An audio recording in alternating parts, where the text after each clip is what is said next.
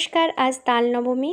ভাদ্র মাসের শুক্লা নবমী তিথিই হলো তাল নবমী। গতকালকে গিয়েছে রাধাষ্টমী, আর আজ হলো তাল নবমী। আমাদের পূর্ব ভারতের নারীরা কিন্তু তাল নবমী ব্রত করে থাকেন। তারা মনে করেন এই ব্রত করলে ওনারা জন্ম জন্মান্তর সধবা থাকেন, সৌভাগ্যবতী হন এবং লক্ষ্মী মায়ের তারা আশীর্বাদ পুষ্ট হন। এই ব্রত সারাদিন উপোস থেকে তারপরে সন্ধ্যাবেলা চাঁদ দেখে ভাঙতে হয়। মূলত লক্ষ্মী নারায়ণের পুজো করা হয়। তাল ফলটি নারায়ণকে দান করে তবেই খাওয়া শুরু করা হয়।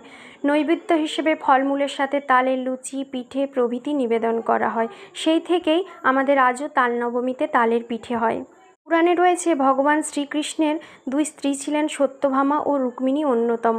তারা দুজনে অন্তর্দ্বন্দ্ব শুরু করত কে বেশি শ্রীকৃষ্ণের কাছে প্রিয়।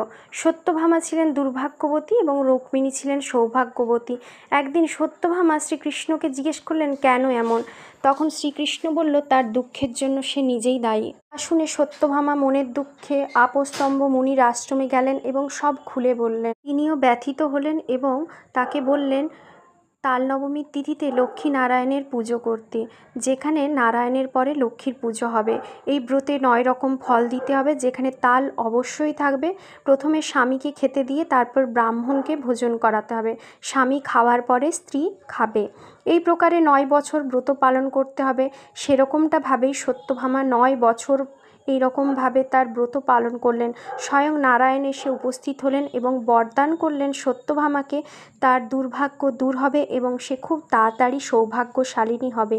এরপর থেকেই কিন্তু আমাদের দেশের নারীরা তৎকালীন সময়ে তাল নবমী ব্রত শুরু করে এবং আজও কিন্তু তাল নবমী ব্রত হয়ে আসছে। তো কেমন লাগলো জানি।